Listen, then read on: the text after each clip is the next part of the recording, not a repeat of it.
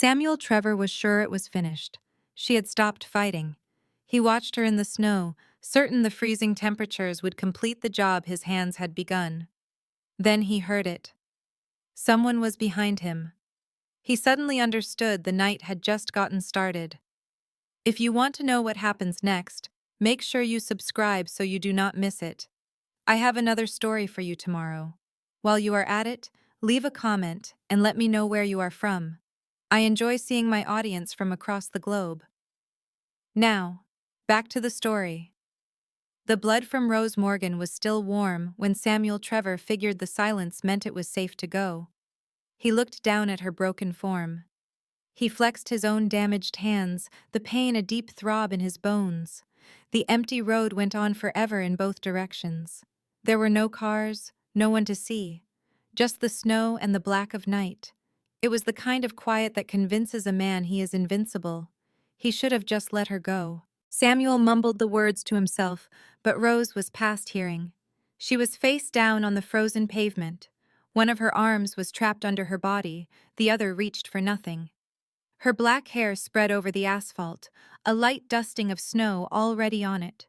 A pool of blood formed by her head where it had hit the road. It was a dark stain on her white skin, with steam lifting from it into the cold. Samuel knelt next to her and put 2 fingers on her neck. He felt a pulse. It was faint, thin, but it was there. That would have to do. He stood up and cleaned his hands on his pants. His breath came out in white clouds. The cold was sharp, but his leather jacket protected him. He did not feel it anyway. A rush of adrenaline made him feel powerful and correct. She had asked for this. She had spent months asking questions, not trusting him, and threatening to expose secrets she knew nothing about. "I will not protect you anymore, Samuel." Those were her words. She stood in the doorway of her apartment, as if she held some kind of power. She had no idea what that statement would cost her. Samuel looked at Rose's unmoving body. The shoulder of her red shirt was ripped. Her pants were wet from the snow. A single boot was sitting several feet away, lost in the fight. The cold would do the rest of the work for him. In this weather, hypothermia was quick. He had researched it years before when a hunting trip ended badly. 28 degrees, wet clothes, and being unconscious meant she had about 90 minutes left. After that, her body temperature would be too low. In the morning, she would just be a sad news story. A local artist discovered after her car broke down. The police would create a narrative. Engine failure. She tried to walk for help. She died from the cold. No one would doubt it. In Minnesota, a frozen body in winter raised no questions. Samuel returned to his truck, the snow crunching under his feet. He stopped by the door and took one final look. Rose was still. The snow had already started to bury her, a gentle and unstoppable blanket. He got inside and the engine came to life. Warm air poured from the vents. His hands shook a little on the steering wheel, but it was not from remorse. It was the adrenaline leaving his system. He had never struck someone so hard. He had never felt a bone break under his fist, or seen a person fall as if they were a puppet with cut strings. It was simpler than he thought it would be. As he put the truck in gear, the headlights passed over her body one last time. The light caught her face for a second. Her eyes were shut, her mouth slightly open. Snowflakes gathered on her eyelashes. Then he turned the wheel and she was gone into the night. Samuel hit the gas. The red glow of his taillights vanished into the blowing snow.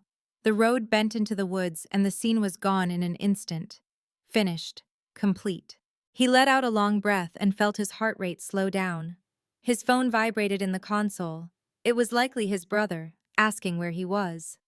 Samuel paid it no mind. He would create a story later. Right now, he needed to get away. The dark, empty road stretched out ahead. Tall pine trees, loaded with snow, crowded the sides. There were no other cars, no homes, just the wild and the absolute confidence that he had succeeded. A small smile formed on his lips. No one knew Rose was here. No one would find her. He had guaranteed it. Back on the road, Rose Morgan was unmoving on the ice. Her phone lay shattered 6 feet from her, its screen black and dead. A nearby gas station sign showed the temperature was 28 degrees and falling.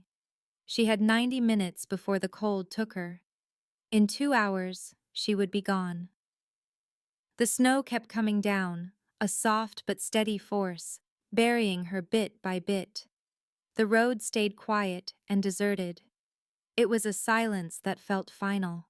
But then, something broke that silence. A pair of headlights cut through the distance. They came not from where Samuel had fled, but from the other direction, where Rose had been before he ran her down. A dark car came out of the night. It moved with a slow, careful purpose, neither fast nor slow. Its lights washed over the empty road, illuminating the reflectors, the snowy pavement, and the dark figure on the ground. The car pulled to a stop about 30 feet away. Its engine hummed. The lights held on Rose's body. For a long time, there was only the sound of the motor and the falling snow. It was the awful quiet of someone dying with no one to help. Then, the driver's side door opened. A man emerged. He was tall and calm, in a long black coat that he wore open to the cold. He had dark hair and a face that gave nothing away. He stood by his car and looked at the scene. He seemed as patient as a man who knew what he would find. Theosmet had been tracking Samuel Trevor's errors for a long time. This night, those errors brought him here. He started walking toward Rose. His boots made a crunching sound in the snow. He did not rush. His actions felt certain, like fate. The headlights threw his long shadow across the road, reaching for Rose. His breath was a white mist. Snow gathered on his coat. He stood over her, his expression a mix of careful thought and something else entirely. Then Theosmet turned his head slowly, gazing down the road where Samuel Trevor had vanished. At that moment, alone on an icy road with a woman dying before him, Theosmet chose a path. It would undo everything Samuel thought he had hidden. The night was far from finished. In fact, it had only just started. Rose did not feel pain at first. She felt cold. It was a deep cold, like being dragged into black water, where everything goes quiet and slow. She wanted to open her eyes, but had forgotten the way. She wanted to move, but her body felt like it belonged to someone else. It ignored her completely. In the distance, she could hear someone breathing. Was it her? She did not know. The snow fell on her face, melting on skin that had lost all feeling. Every snowflake was like a soft voice telling her to give up, to fall into the deep numbness. She searched her mind for a reason to hold on. She saw Samuel's angry face, his fist, the ground coming up to meet her. The memory was broken, the details unclear. She was finally getting away. For 3 years, she had lived in constant fear. For 3 years, she had said sorry for things she did not do. For 3 years, she watched herself disappear until she did not know the person looking back from the mirror. This night was supposed to be different. "I will not protect you anymore, Samuel." She had said it in her doorway, with her keys in a packed bag. She said it believing she was finally out of danger. She believed he would not come after her. She believed the court order she got that day would protect her. She was mistaken about everything. That was a time when she trusted that knowing things could keep you safe. A time when she thought caution was the same as protection. Broken ribs, a collapsed lung, bleeding inside. The medical words drifted in her mind like pieces of a wreck. She attempted to lift her left arm. It did not move. The message from her mind never reached her muscles. Her body was no longer hers to control. It had given up on her, indifferent to whether she lived another minute. A small amount of fear stirred inside her, like a trapped bird beating its wings. She had to move. She had to get up. But nothing happened. She was a prisoner in her own body, a rider in a crashing car with no control. The cold grew worse. She knew Minnesota winters. She knew what came next. First, the numbness. Her hands and feet were already gone. All feeling was pulling back to her core as her body sacrificed its limbs to survive. First, her body started to shake with a deep, primal cold. Soon, the tremors would become seizures she could not stop. Then her mind would fray. Finally, the lethal warmth would arrive, the one that tricked freezing people into tearing off their clothes before they died. They felt like they were on fire as their systems failed. She wondered what stage she was in. She wondered if she would notice the final crossing. Rose's mind wandered to her apartment. It was small and filled with unfinished art, the air thick with the smell of paint thinner and old coffee. She had been painting butterflies breaking free from their cocoons. The irony was a sharp, painful thing. She painted change while being stuck in a relationship that was erasing the person she once was. Who was I before him? The memory was gone. Samuel had chipped away at everything that made her feel whole. Her confidence, her friendships, her belief that the world was safe. He did it slowly, deliberately, like water wearing down a mountain. By the time she understood the danger, vital parts of her were already missing. Now he had claimed what was left. A distant noise reached her. Maybe it was a car engine. Maybe it was just the wind. Rose's mind could no longer tell the difference between what was real and what was a dream. Everything blended together. Memories and feelings, then and now, terror and a strange calm. She thought of her mother, gone for 15 years. She wondered if this was what death felt like, a quiet peace that settled over the fear. Her mother's end had been silent. Cancer took her breath, bit by bit, until none remained. I am sorry, Mom. I should have been stronger. But strength meant nothing against a man like Samuel. Men who charmed the world and unleashed their fury behind closed doors. Men who brought flowers after their hands left marks. Men who convinced you that every bruise, every insult, and every second of fear was something you had earned. Rose had tried to be strong. She tried to leave 6 times before this night. Every single time, he found a way to drag her back into his world. He used threats. He used tears. He promised to change just long enough for her to put her clothes back in the drawer. This time, she left without a word. She gave him no chance to manipulate her. She got the court order, filled her car with what she could, and just drove. But he found her. Men like Samuel always found you. Her breathing became a shallow flutter. The sharp pain in her ribs faded to a distant ache. It was not getting better. Her body was just losing the ability to feel pain anymore. All her systems were going dark, one by one, like the lights in an abandoned house being switched off for the last time.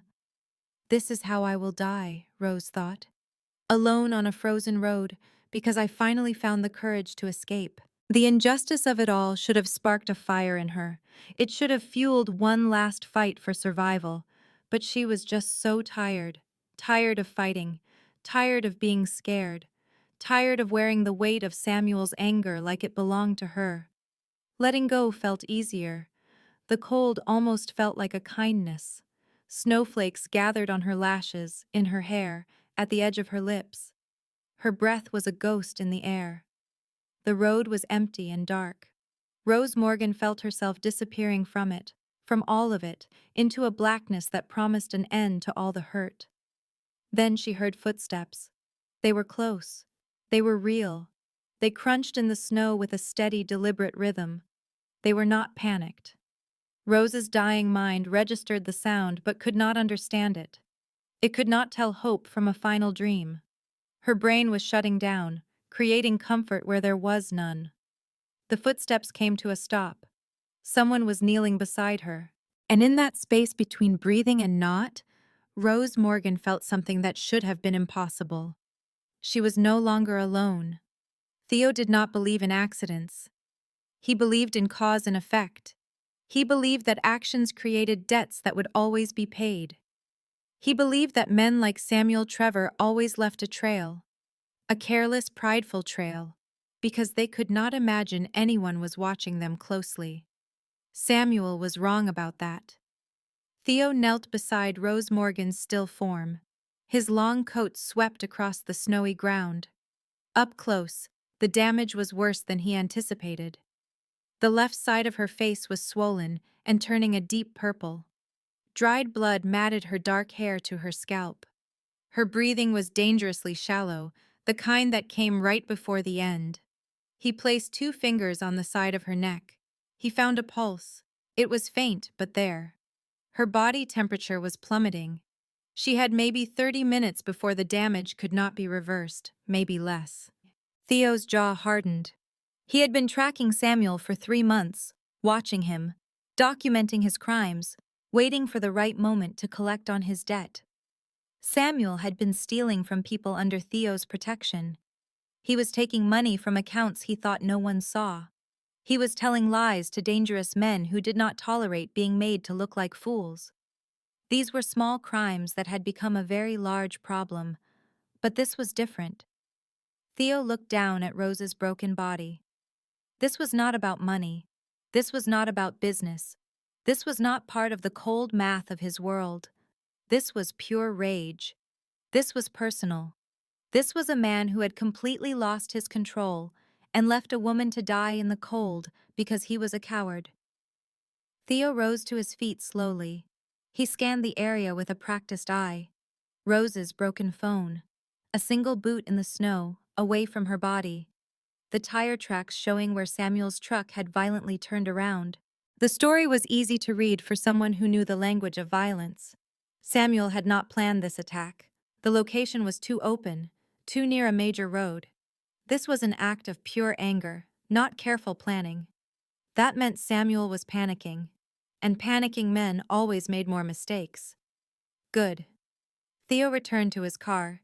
His boots sank deep into the fresh snow. The black sedan was running silently, its headlights aimed at Rose like a spotlight on a stage. He opened the back door, took out his phone, and made a call. The person on the other end answered immediately. "I need a medical team," Theo said, his voice flat. "Discreet trauma care, possible internal bleeding, advanced hypothermia. Be at my location in 20 minutes, or she will not survive." The voice on the phone did not ask for details. Coordinates were sent. An estimated time of arrival was confirmed. Theo hung up and made a second call. "Find Samuel Trevor," he ordered. "Do not make contact. Just watch him. I need to know every place he goes, every person he speaks to, and every mistake he makes before the sun comes up." He ended the call without waiting for a reply.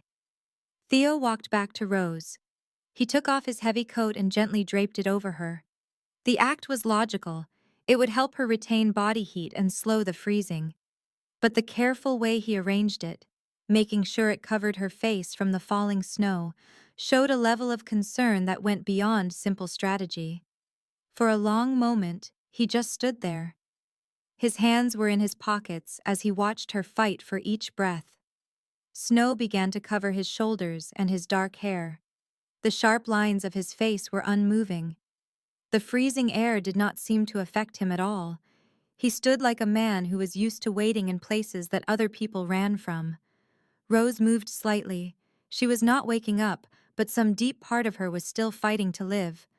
A small sound, half whimper, half sigh, escaped her lips. Her fingers moved under his coat. "Easy," Theo said softly, even though he knew she was not aware. "Help is on the way." He glanced at his watch. 17 minutes until his team would be there. 17 minutes to keep her from dying. Theo knelt down again. He gently tilted her head back to clear her airway. His hands were calm and sure. They were the hands of a man who had seen trauma before. He took a small flashlight from his pocket and checked her eyes. Her pupils reacted slowly, but they reacted. He listened to her breathing. It was too weak. He looked at the blood on her forehead. The bleeding had stopped, but the injury underneath was serious. She needed a hospital. She needed real medical attention, warmth, and time. And those were things Theo could not give her alone on this dark road. But a hospital would mean the police. The police would mean questions. Questions would lead to an investigation that could uncover parts of his world he needed to keep hidden. He would have to find another way. He saw movement down the road. Headlights were getting closer. Theo's hand instinctively moved toward his jacket, then he stopped. The vehicle slowed down as it got near. It was an old pickup truck. It came to a stop about 30 feet away. An older man got out. He was wearing a thick coat and a confused expression. Is everything all right here? Theo stood up, placing his body between the man and Rose. Car accident. Help has already been called. The man squinted, trying to see around Theo in the falling snow. That girl looks like she is hurt. Maybe I should just check. Your help is not required. Theo's voice was calm, but there was an edge to it. Something in his tone, in the way he stood, made the stranger take a step back. Right. Okay then. I was just trying to be helpful. I know. Drive carefully. The man stood there for another moment. He looked one last time at the shape hidden under Theo's coat. Then he got back into his truck. He drove off slowly, his eyes on his rearview mirror until the darkness took him. Theo did not move until the truck's taillights were gone. 14 minutes left. He knelt and checked her pulse again. It was weaker now. Her lips were turning a dark blue, even under the warmth of his coat. Theo took off his suit jacket and placed it over her as well. Layers on her small frame. His own shirt was no match for the freezing air, a fact he seemed to ignore. Stay with me, he murmured, his voice a low hum against the falling snow. Do not give him that satisfaction. Rose offered no reply. Her breathing became a shallow, painful task. Every single inhale was a fight. Theo pressed his fingers to her neck, feeling for the life inside her. The pulse beneath his touch was weak, a fluttering moth about to go still. Her life was hanging by threads, and they were snapping one by one. He had seen death before. He had watched light fade from men's eyes and felt their last breath escape broken bodies. He had even been the cause of some of those deaths when the world ran out of choices and mercy. But this felt different. Rose Morgan did not deserve this kind of end. She never played the dirty games that brought men to lonely roads for a final accounting. She was just collateral damage in Samuel Trevor's destructive path. And Theo no longer tolerated collateral damage. Not for 11 minutes. Faintly, through the wind, the wail of distant sirens grew. Samuel Trevor drove for 37 miles before his hands finally stopped trembling. He cut through the night, his headlights carving a path in the snowstorm. The radio was silent. The heat was on full blast. His mind raced, organizing the details. First, the alibi. Then, the cleanup. Finally, the act of being normal that would see him through any questions, though he doubted any would come. Nobody knew. Nobody had seen a thing. He had made certain of it. Samuel steered into a truck stop just off Highway 61. He parked his truck under the flickering purple glow of the fluorescent lights. Inside, he would buy a coffee, maybe some food. He would build a timeline that put him far from that frozen road. His phone read 1:14 a.m. It was perfect. He would claim he had been driving all night, on his way to Duluth for a fishing trip. No one could ever prove he was lying. He stepped out of the truck and stretched, his muscles still wound tight from the adrenaline. The lot was nearly deserted. A large truck idled in one corner, a car with Minnesota plates sat nearby, and a motorcycle was buried in snow. Everything seemed normal and quiet. Samuel started walking toward the entrance, repeating his story in his head. Then he froze. A black car sat parked in the shadows by the exit. Its engine was running, but its lights were off. It was the type of car that cost more than Samuel earned in a year. The type of car that did not belong at a remote truck stop. It was probably nothing. Some wealthy man needing gas. Someone who took a wrong turn. Samuel started walking again. Samuel Trevor. The voice that spoke his name was calm and steady, carrying an authority that demanded attention. Samuel spun around. A man was standing by the black car, tall and still in the swirling snow. He had dark hair, a sharp face, and wore expensive clothes that looked out of place in the harsh light. Too elegant, too deliberate. He was only wearing a dress shirt in the bitter cold. No coat, as if the temperature was an inconvenience he had decided to disregard. Do I know you? Samuel tried to sound casual, but his heart began to pound. The man moved toward him with a slow, deliberate pace. No. But I know you. There was something in his tone that made Samuel's stomach clench. It was not just the words, it was the absolute certainty behind them. A certainty born from facts, not guesses. Listen, I know what you did. You abandoned Rose Morgan on Route 47. The man stopped about 6 feet away. It was approximately 40 minutes ago. You felt for her pulse, knew she was alive, and then you left her there to die in the cold. A chill deeper than the night air washed over Samuel. It was colder than the fear that was turning to ice in his chest. I have no idea what you are talking about. The lie was automatic, but it sounded weak even to him. The man tilted his head, watching Samuel like a scientist examines a specimen. Your hands are bruised, there is blood on the cuff of your right sleeve, and you are 20 miles from your apartment, driving in the opposite direction. And that story about Duluth is not going to work, because you have no fishing equipment. Samuel glanced at his hands. His knuckles were purple and swollen. He looked at his sleeve and saw a dark stain he had failed to see before. It was proof of his own arrogance or stupidity. Who in the hell are you? Theo. The name hit Samuel like a physical blow. He had heard it before, spoken in whispers at bars and in guarded talks among men who operated in cash and secrets. They told stories of a man who moved through the criminal world like a ghost, settling debts with quiet finality. A man who never had to shout because his reputation screamed for him. Samuel had always thought the stories were just talk, myths told by low-level crooks trying to sound tough. But looking at Theo now, Samuel realized every story was true. I did not. Samuel's thoughts were a frantic mess. Whatever you think took place, I believe you have been stealing from the Bellamy accounts for 6 months. Theo's tone stayed calm, almost conversational. I believe you have been taking profits from shipments you were supposed to protect.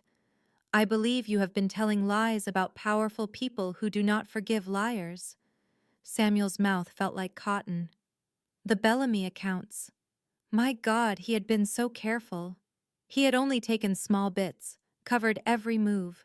How could he know? And what about tonight? Theo went on. I believe you thought Rose Morgan knew too much about your activities, so you tried to get rid of the problem. She is my ex-girlfriend. Not. She shared some information with an accountant 3 weeks ago. Theo's face remained a mask. She gave him copies of invoices you thought she had forgotten. She shared details about shipments that did not add up. She had no idea what she was revealing. But you did. That is why you went after her tonight. That is why you lost control. Samuel felt the ground shift under him. Rose had spoken to an accountant. She had handed over his papers. When? How? I need you to understand something, Theo said, stepping even closer.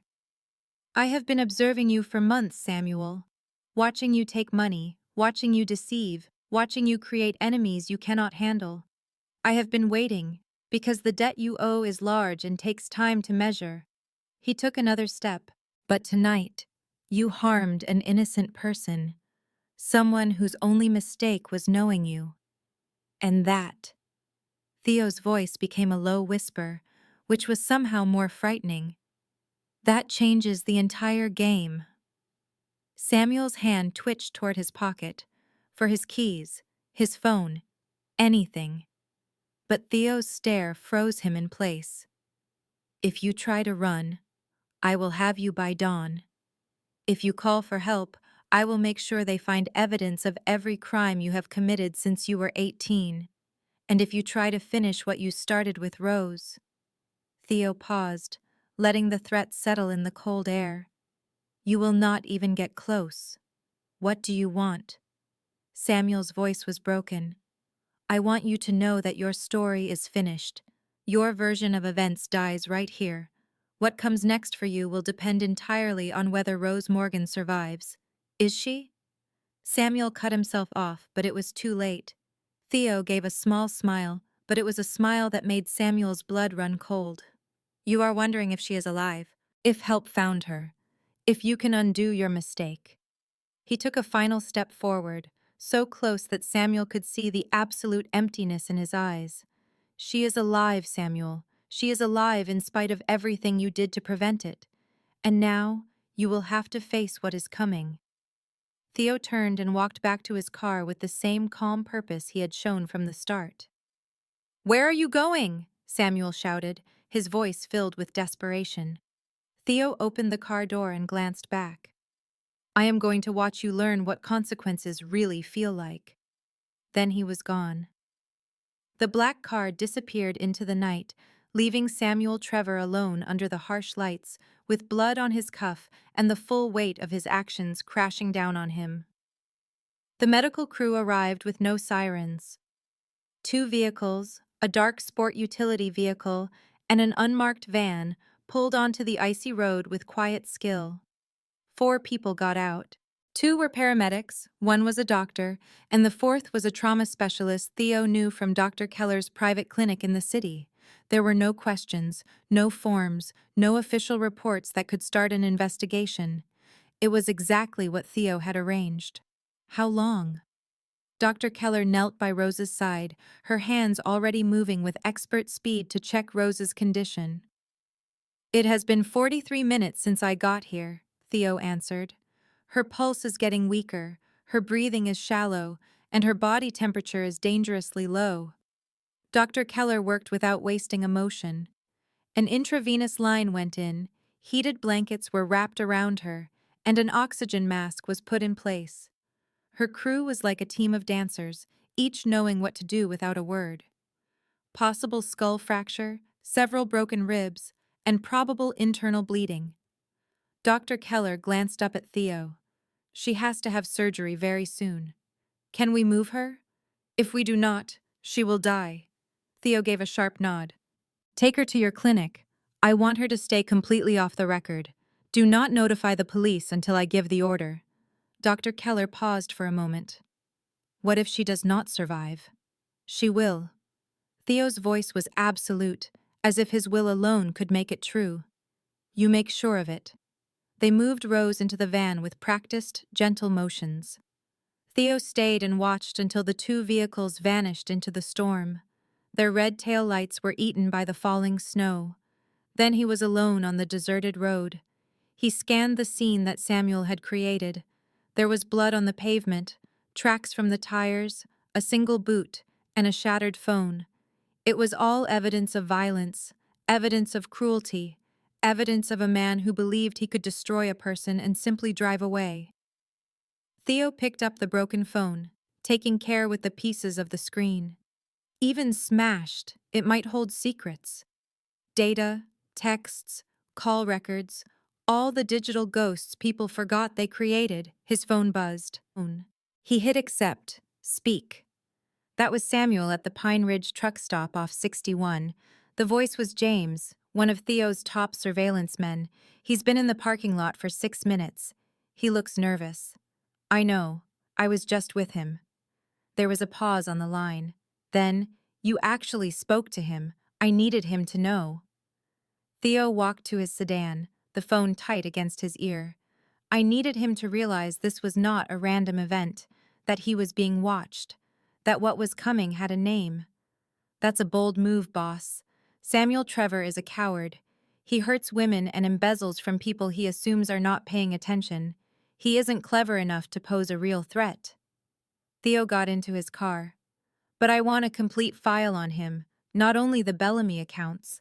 I want it all. Everyone he calls, everyone he owes, where every dollar goes. And I need to understand precisely how Rose Morgan got pulled into this. I am already on it. I found something noteworthy from about 3 weeks back." Rose went to Muller and Associates, an accounting firm downtown. The meeting lasted for 90 minutes. Theo's jaw clenched. "For what reason?" "I am still investigating. But Muller is the firm that manages the Bellamy portfolio. And for months they have been flagging problems in Samuel's shipping manifests." The picture was becoming clear. Rose was not simply Samuel's former girlfriend. She was a danger to him, the one person who could expose his entire operation just by telling the truth. "Discover what she told them," Theo ordered. "I want every single detail." Also, Samuel's brother has called him twice in the past hour. Left messages. Should I retrieve the audio? Yes. And get someone watching the brother. If Samuel goes to his family, I need to know. Theo hung up and sat in the quiet, engine running, the heater pushing back the cold. He ran through different outcomes, weighing the odds, trying to guess Samuel's next move. Samuel was going to panic. Men like him always fell apart when the pressure mounted. He would either run, which was stupid and easy to predict, or he would try to destroy evidence. That meant Rose would need a guard even after she recovered. If she recovered. Theo forced the thought from his mind. Dr. Keller was the finest trauma surgeon in the state, both discreet and very expensive. Rose was in the best possible hands. His phone vibrated again. A message from a blocked number. Package has arrived. She is in surgery. You will have an update in 3 hours. Package. The word made Rose Morgan sound like freight, not a person fighting for her life because she had trusted the wrong man. Theo scrolled through his contacts and stopped on a name he had not dialed in months. It rang 3 times. Smets. The voice was raw and thick with sleep. Do you have any idea what time it is? I need a full background on Rose Morgan. 28 years old, an artist, Riverside address, last worked at the Copper Gallery downtown. Why? Detective Hayes was suddenly much more alert, much more suspicious. Because she is under my protection now, and I have to know who she was before Samuel Trevor tried to erase her. A moment of silence. Then, Trevor, the scumbag handling shipments for the Bellamy outfit? That's the one. What did he do?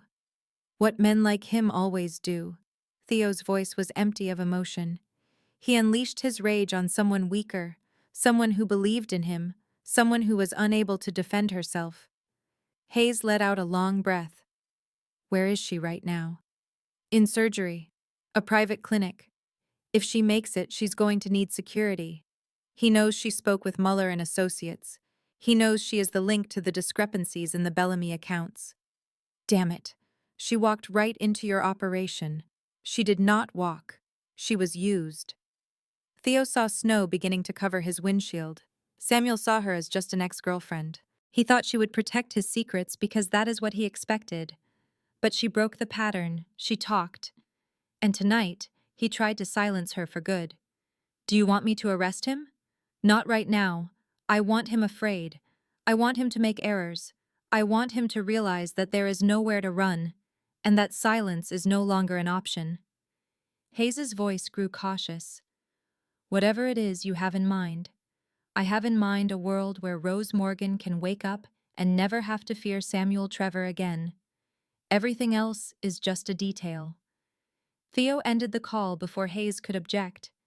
The snow kept falling, blanketing the blood on the asphalt, hiding the signs of the attack just as time eventually hides everything. But Theo would not forget.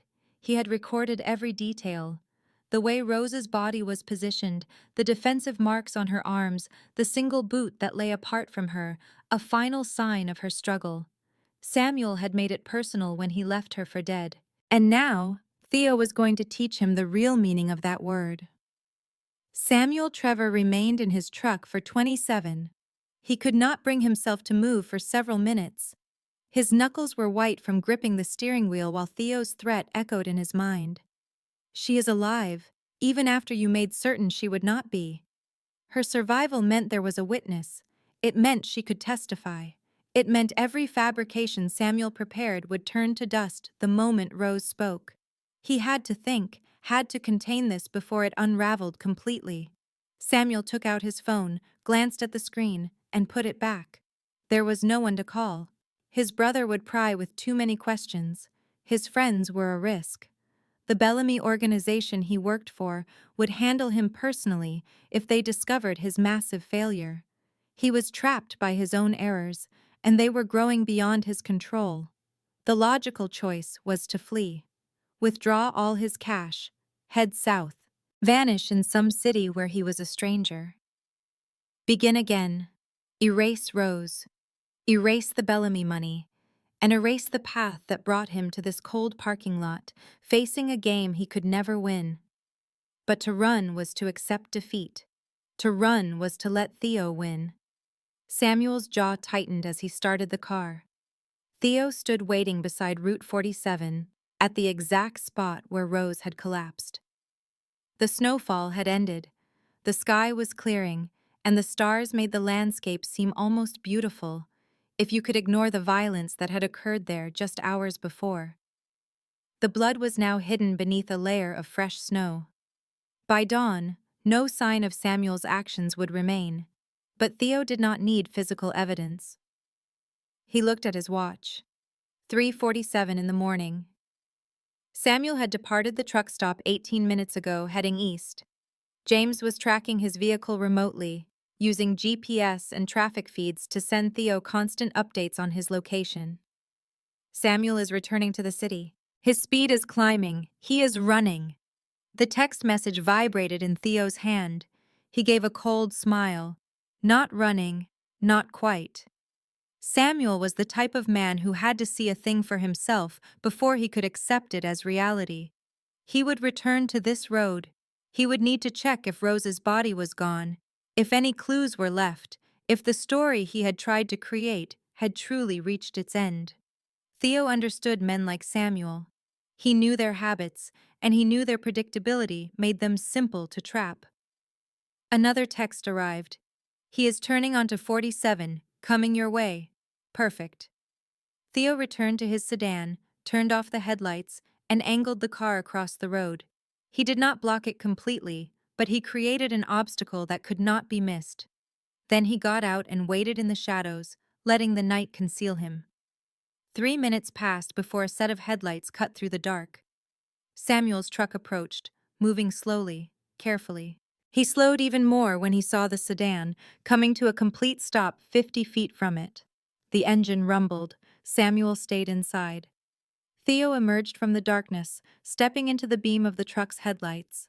Samuel's brake lights glowed brighter, a clear sign of his fight-or-flight response. Then his door creaked open. Samuel got out, attempting to project confidence, to regain some shred of authority. "Are you following me now?" Samuel shouted, his voice full of manufactured courage.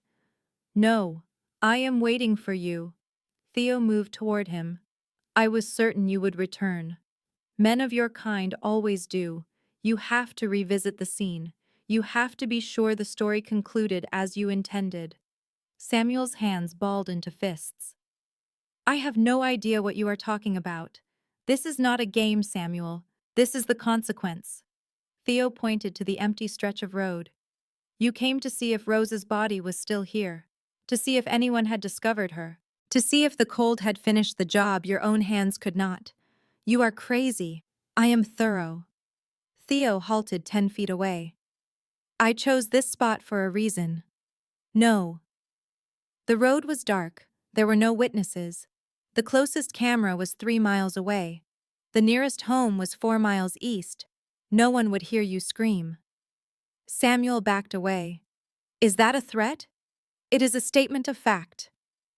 Theo's tone was calm, almost casual. "You believed this location was an accident." "It was not. I have controlled your life for weeks, Samuel. Your jobs, your driving routes, your circle of trust. I designed it all. It was all a plan to lead you to this exact spot, to this realization of how completely you have lost." Samuel's face went pale. "That is impossible. The Clo delivery 2 weeks ago was my design. The late pickup last Thursday belonged to me. The accountant Rose visited?"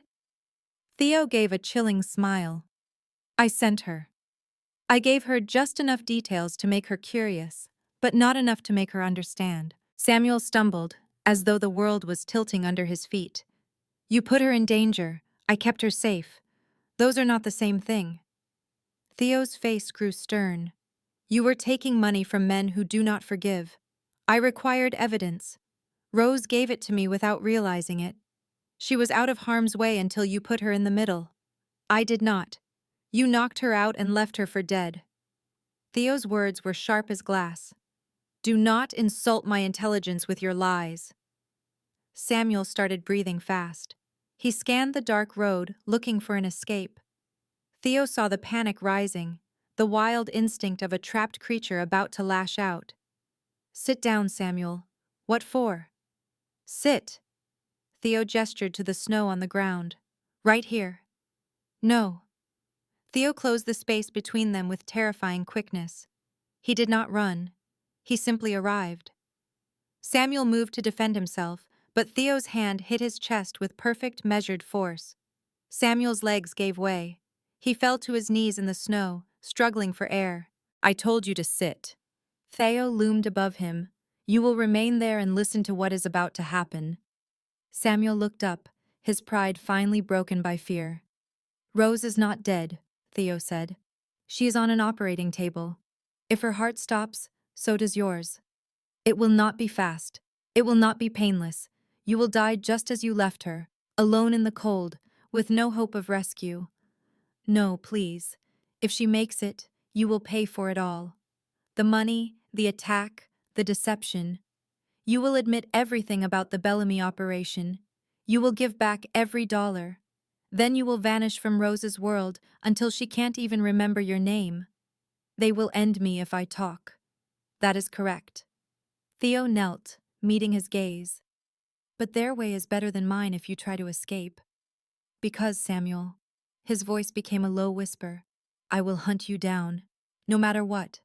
And when I catch you, you will pray for the fate they had planned. Then lights appeared in the distance. 2 cars were coming from the east. Samuel's fear grew. Who is that? They are the people who want what you took from them. Theo rose to his feet. This is your choice, Samuel. You can die hiding, or you can face your punishment. The cars pulled over. 3 large men got out. They were quiet and moved with intent. Samuel looked at Theo, his false courage gone. What have you done? I made things right. Theo started for his car. The rest is simply consequence. The men approached like solid shadows, slow and calm. They wore expensive suits that could not hide their capacity for violence. Samuel knew one of them. He was Victor Bellamy's top man, the one who cleaned up messes the law could not touch. Messes involving stolen money, broken trust, and people who knew too much. Samuel tried to get up, but his body would not obey him. Terror had paralyzed him. Please, Theo, wait. We can make a deal. Theo stopped by his car, his hand on the handle. He did not look back.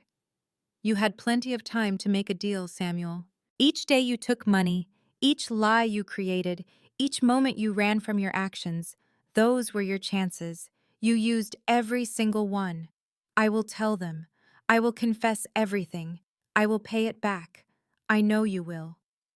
Theo turned then, his features lit by the car's dome light. It is not because you have a choice. It is because it is your only way to see the morning. The main enforcer, a large man with a hard face and powerful hands, stood over Samuel. He was silent. He did not have to say a word. His stare communicated everything. Samuel was breathing in short, panicked bursts. This is not right. Not right? For a moment, real anger broke through Theo's calm expression. You attacked a woman, left her in the snow to bleed out, and prayed the winter would solve your problem. You treated her like she was disposable, and you want to speak to me of what is right? Theo moved back to Samuel, his steps slow and deliberate. Bellamy's men stepped aside. He knelt again, so close Samuel could see the complete lack of feeling in his gaze. It was a coldness that came from having no pity left to give. I have taken lives before, Samuel. The men I ended were better than you. Their errors were smaller, their courage was greater, and they met their fate without pleading. Theo spoke so softly, Samuel had to lean in. Do you understand why you are still alive? Samuel gave a desperate nod. It is because Rose Morgan is still alive. Right now, a surgeon is working to keep her alive, to repair the damage you caused. Her life is the only reason you are not in the ground. Theo got up, dusting the snow from his pants. This is your future. You will get into that black vehicle. He gestured to the running SUV. You will go to Bellamy's warehouse. You will admit to every dollar you took and every lie you told. You will give them all the money you have and sign away your assets to pay back the remainder. I will die. It is likely. Theo's face remained a mask. But Victor Bellamy cares about business. He may let you work to repay him. He may see more value in you living than not. That is his decision to make. And if I say no? Theo looked at the enforcer, then at Samuel. Then this road is where you end. And tomorrow, someone finds your empty truck with blood inside, and they will believe you fled. They will think you were guilty and ran from your problems. The enforcer's hand drifted toward his jacket, where metal caught the faint light. Make a choice, Samuel. Theo went back to his car. Accept your fate, or receive the same kindness you gave to Rose. Samuel chose to live. He stood on shaky legs and got into the SUV between two of the men. The enforcer started the engine without a word. The doors locked with a heavy, final sound. Theo saw the vehicle drive off into the night. The third man, who was younger and wore a better suit, stayed. What about the truck? He asked. Let it stay. The police will discover it. They will ask why Samuel Trevor left his truck on the same road where his former girlfriend was almost killed. Theo got into his car. The mystery is sometimes more powerful than the truth. The man agreed and slipped into another dark car that Theo had not seen before. In moments, the only thing left on the road was Samuel's empty truck. Its lights cut through the dark, its door ajar. Theo switched off his own engine and sat in the quiet blackness. His phone vibrated. It was a text from Dr. Keller. The operation was over. She was critical but stable. The next 48 hours were crucial. Critical but stable. It was a doctor's way of saying she might still die. Theo shut his eyes as exhaustion washed over him. He had been fueled by cold anger for hours, arranging this outcome with perfect accuracy. Now that it was done, he felt the weight of it all. He thought about Rose Morgan. She was never supposed to be a part of this. She never chose to be a pawn in his game. She was an ordinary person trapped in a conflict between dangerous men. But she lived. She survived the attack and the freezing temperatures because Theo had been there. He had predicted Samuel would panic and had been ready to deliver justice. Still, he was not without blame. His plan was what put her in danger in the first place. He was the reason she ended up on that cold, dark road. Another text arrived from Dr. Keller. She is awake and asking for a person she knows. She is confused.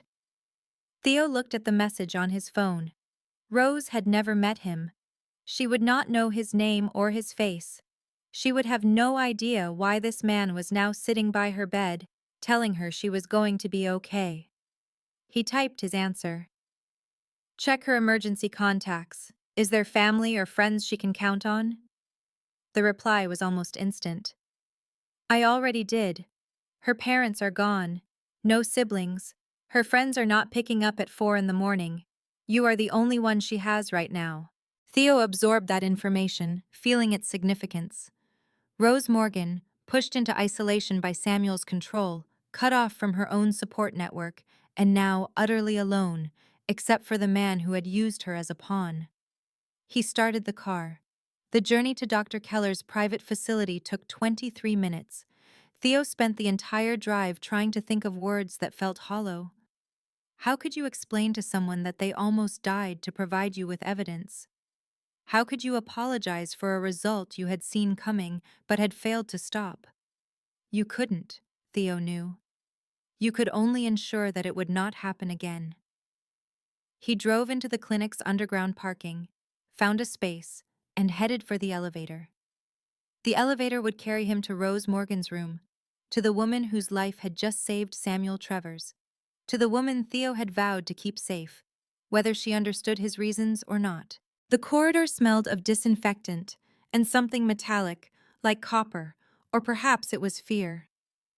Theo walked past silent rooms with dark windows, the sound of his shoes echoing on the tiled floor. Dr. Keller's clinic was on the third floor of a building that was officially medical offices, but unofficially served patients who needed discretion. Room 307. The door was ajar, the lights low. Theo stopped outside, hearing the rhythmic beep of monitors, the quiet hiss of an oxygen machine, and the sound of someone breathing. It was shallow, difficult, but it was life. He entered the room. Rose Morgan was in the hospital bed, looking incredibly frail beneath the white sheets and medical devices. Her face was swollen so badly she was unrecognizable, with dark purple bruises spreading over her left cheek. Her head was wrapped in bandages. Trauma had sealed one of her eyes shut. An IV line fed into her arm. Oxygen tubes were positioned under her nose. The monitors showed an erratic heartbeat that made Theo's jaw clench. This was the result of Samuel's fists. This was the damage done when rage was unleashed. Dr. Keller was beside the bed, looking over a chart. She glanced up as Theo came in, her expression one of deep exhaustion. She is stable for the moment. The prognosis includes a skull fracture, a grade 2 concussion, 4 fractured ribs, a collapsed lung, and extreme hypothermia. Dr. Keller listed the injuries as if they were groceries. I have done all the repairs I can. The rest is up to her, whether she has the will to fight, whether her body believes living is worth the struggle. Theo stepped toward the bed, examining Rose's broken face. You mentioned she regained consciousness. For a moment. She was confused, asking where she was, who did this to her, if she was safe. Dr. Keller paused. Then she asked if Samuel would return. A cold feeling settled deep inside Theo's chest. Even broken and barely conscious, Rose's immediate terror was of the man who did this to her. What was your answer? That she was protected? That nobody could get to her here? Dr. Keller set the chart down. I did not mention your name. I could not figure out how to explain a stranger arranging for her safety. Good. Theo moved a chair to the bedside and sat. I will explain it when she is awake again. Are you going to tell her everything? Part of it. Dr. Keller observed him for a long moment. You blame yourself. It was a statement, not a question. Theo remained silent. She would not have survived if you had not intervened, Dr. Keller said. The hypothermia was critical.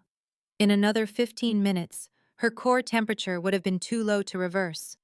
You are the reason she is alive. I put the target on her back, Theo said, his voice empty. Samuel went after her because she inadvertently gave me information, because I used her, because I prioritized evidence over her well-being. You could not have predicted he would lose control like that. I understood the kind of man he was. I knew their history. I knew men like Samuel never let go easily. Theo leaned forward, resting his elbows on his knees. I weighed the risk, and I found it acceptable. I made the wrong choice. The steady beeping of the monitors filled the quiet between them. Rose moved slightly, a barely noticeable shift. Her uninjured eye fluttered open. It was unfocused, trying to make sense of the ceiling and the dim lights. Her lips parted, attempting to shape words around the tubes providing oxygen. Theo was on his feet instantly. Rose, you are safe. You are in a medical clinic.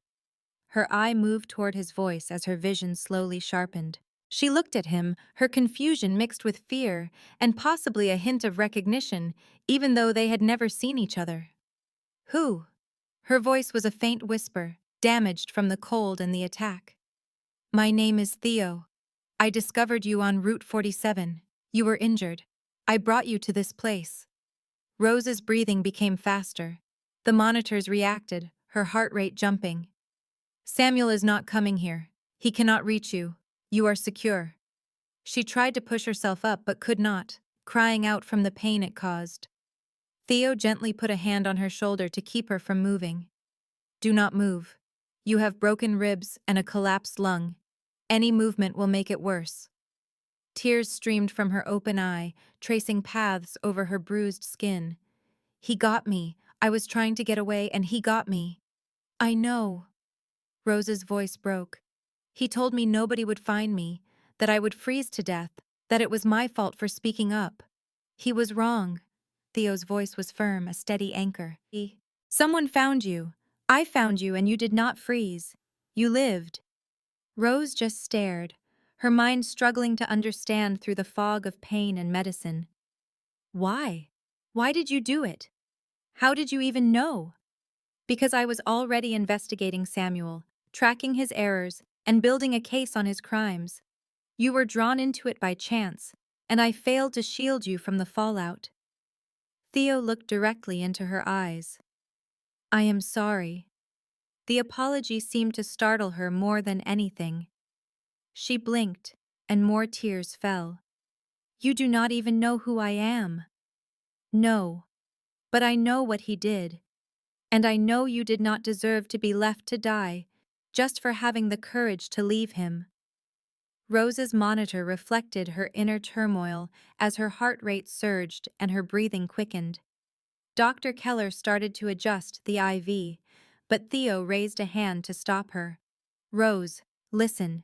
Samuel Trevor is finished. He is paying for what he did to you, to others, and for everything he stole. He will never touch you again. He will never get near you. That chapter of your life is closed. You cannot promise me that, she said, her voice small, defeated. Men like him do not just disappear, they always return. Not this one. Theo's words held an absolute conviction. I have made sure of that. Rose examined his face, his sharp features, and his cold eyes that seemed to hold a strange warmth when he looked at her. His expensive suit suggested he belonged to a world she had never known. Who are you? I am someone who deals with men like Samuel. That is not a real answer. It is the only one you need right now. Theo stood up, ready to go. Get some rest. Heal. I will tell you everything when you are stronger. Wait. Rose's hand moved, a weak gesture reaching for him. Do not go, please. I am scared to be alone. Theo stopped. He looked at her broken form, her frightened eyes, and her overwhelming need for someone to ground her in a world that had tried to destroy her. He sat back down. I will not leave. Rose's good eyes shut, and a look of relief spread across her battered features. Thank you. The monitors began to beep in a more stable rhythm. Dr. Keller lowered the lights again, leaving them in privacy. Theo sat in the chair, a silent guard in the dim room, listening to her breathe. She moved between sleep and wakefulness, sometimes muttering things he could not understand. Sometimes she would cry in her sleep, and each time her breath hitched with a nightmare, Theo would speak in a low voice, offering reassurances she likely did not hear, but which seemed to soothe her. The hours slipped by. Dawn approached, changing the windows from black to a soft gray. Rose woke up just as the first light came through the blinds. She turned her head slowly this time, aware of her injuries, and saw him still in the chair next to her bed. You stayed, she whispered. I told you I would. Most people do not keep their word. I am not most people. Rose nearly smiled, but the expression pulled on her injured face, and she winced. I can see that. Theo's phone vibrated. He checked the screen, read the text, and a bit of the tension eased from his posture. He looked at Rose. Samuel confessed. To everything, the theft, the attack, all of it. He is being held. The people he stole from will ensure he faces the consequences. Is he going to prison? Rose absorbed the news without a word. Finally, she asked, Did you hurt him for what he did to me? No. Why not? Theo stood and smoothed his shirt. Because hurting him would not heal you. Revenge is satisfying for about 60 seconds. Then you are left with the same wounds and a new burden. I wanted you to have neither. Rose looked at him as if he were speaking another language. I do not understand you. You do not have to. You just have to believe me when I say you are safe. I do, she said. The admission surprised them both. Rose seemed as baffled by her own conviction as Theo was to hear it. I do not know why, but I do. Theo gave a single nod, a flicker of what might have been respect in his eyes. Then rest, heal, rebuild. When you are ready to leave, I will provide the resources, an apartment, security, whatever you need to begin again without fear. Why would you do that? Because you deserved protection then, and you deserve support now. He walked toward the door. And because I failed you once, I will not do it again. Theo? Rose's voice caught him at the doorway. Will I see you again? He glanced back, a silhouette against the hall light. Probably not. My world and yours should not cross more than they already have. But you will know I am watching. You will know if trouble appears. Someone will stop it before it ever reaches you. That is a lonely way to protect people. Yes, Theo said softly. It is. He was gone. The door shut quietly, leaving Rose Morgan alone with her injuries, the beeping monitors, and the strange comfort of knowing a dangerous man had decided she was worth saving. Rose was in Dr. Keller's clinic for 8 days before she could walk on her own. 8 days filled with surgeries, physical therapy, and nightmares that made her scream for help that now, finally, came. It took 8 days to learn how to breathe without pain, to move without agony, and to exist without checking every door and window for Samuel's return. He never appeared. On the first morning she could stand unaided, Rose went to the window. She looked out at the city below, at the gray buildings and the traffic. People moved through their lives with an easy assumption of safety. She had forgotten that feeling. She had forgotten how to exist in the world without mapping every exit. Dr. Keller came in holding fresh bandages. You are healing faster than I expected, especially the ribs. It must be good genetics or just stubbornness. Rose turned from the window. When can I leave? Medically, in 3 more days. Practically, Dr. Keller's face grew serious. Do you have a safe place to go? Rose's apartment was still hers, but the thought of going back to walls Samuel had touched, to rooms he had filled, to memories stuck in every corner, made her chest ache. I do not know. Mr. Smets arranged for a place, a new apartment, fully furnished, with a security system installed. He asked me to give you this when you were ready. Dr. Keller gave her an envelope. Inside were keys, an address on the north side, and a handwritten note on heavy paper. The lease is in your name. Rent is paid for 2 years. Security is monitored 24/7. Your things have been moved from your old place. A bank account has been opened in your name with enough for 6 months of living expenses. Use it to heal. Use it to start over. You owe me nothing. Theo Smets. Rose read the note twice. She tried to connect the man who had sat by her bed with this incredible generosity. This is too much. For him, it is a small thing. Dr. Keller started changing her bandages with expert hands. Theo Smets lives in a world where money is a tool and power is a weapon. But sometimes, very rarely, he uses them for something that looks a lot like kindness. You have known him for a long time? Long enough to know he is complicated. He is dangerous, yes. A criminal, without a doubt. But there is a code beneath all that coldness. There are lines he refuses to cross, and people he will not abandon once he decides to protect them. Rose flinched as Dr. Keller checked her tender ribs. Why me? Why does he care about what happens to me? Because you were hurt in his conflict. Because Samuel made you collateral damage in crimes that were never yours. Theo does not allow innocent casualties.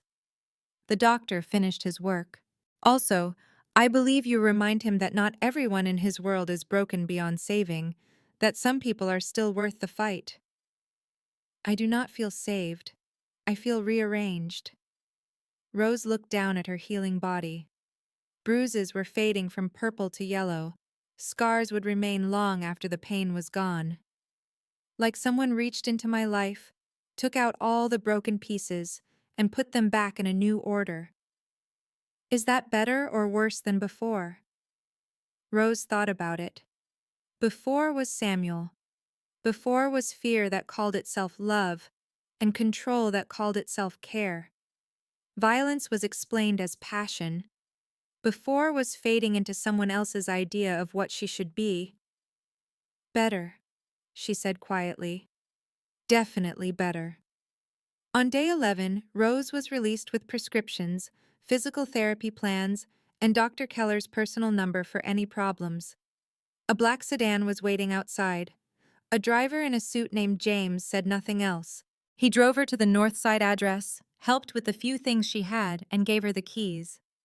Mr. Smets wanted me to tell you the security system is on. There is a panic button in every room. Someone watches it all the time. If you need anything, anything at all, there is a number in the phone on your kitchen counter. Rose stood in the doorway of the new apartment, stunned. It was beautiful. Hardwood floors, big windows, and furniture that looked both expensive and comfortable. It was nothing like the small studio she had shared with Samuel. There, every surface held a memory of a fight, an apology, and the slow chipping away of her spirit. This place felt clean, untouched. It felt like a new possibility. "Thank you," she said to James. He nodded and left without a word. Rose walked through the apartment, taking it all in. Her paintings, the ones she thought were gone, were hanging on the walls in professional frames. Her art supplies were set up in the second bedroom, now a studio with perfect northern light. Her books were on new shelves. Her life had been rebuilt by someone who had noticed what was important to her. She found the phone James mentioned. One number was programmed in. She looked at it for a long time, then she dialed. The phone rang once. "Rose." Theo's voice was unmistakable. "You moved my paintings. You are an artist. You need your work. You framed them. These frames cost more than I made in 6 months. Art should be presented correctly." There was a pause. "Are you settling in?" Rose looked around her new home, her new life.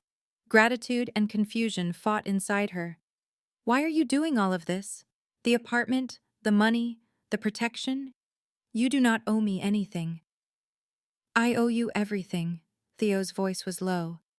"You almost died because I used you without asking. Because I needed what you knew more than I protected who you were. That is a debt a check cannot pay."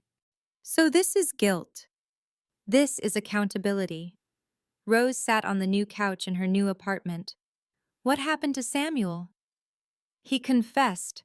He paid back what he stole. He is now serving the rest of his debt in ways you do not need to worry about. Is he alive? For now. Whether he remains that way will depend on his future choices. "Good," Rose said, surprised by the venom in her own voice. Then, more softly, "Will you visit? Check on me?" "No." The word was a closing door. Rose felt something inside her crack. It was not heartbreak, but it was disappointment. "Why not?"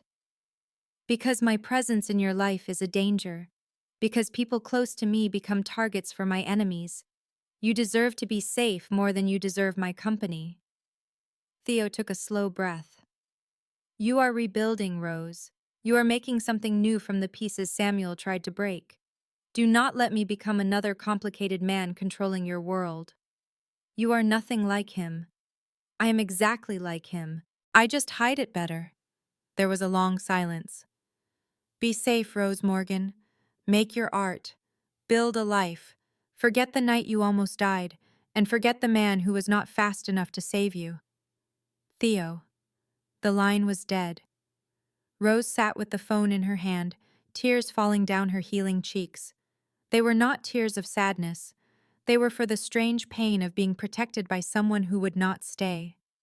He saved her life, then vanished because he thought his presence would ruin the very thing he fought for. She understood.